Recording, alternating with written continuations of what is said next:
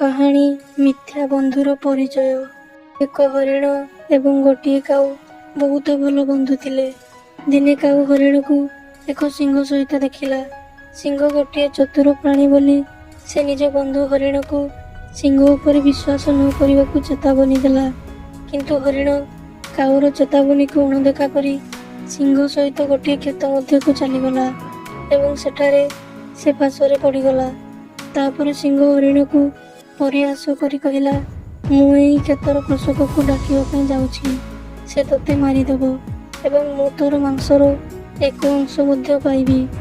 ହରିଣ ସିଂହର କଥା ଶୁଣି କାନ୍ଦିଲା। କାଉ ତାର ସାଙ୍ଗର କ୍ରନ୍ଦନ ଶୁଣି ତାକୁ ସାହାଯ୍ୟ କରିବାକୁ ସେଠାକୁ ଆସିଲା।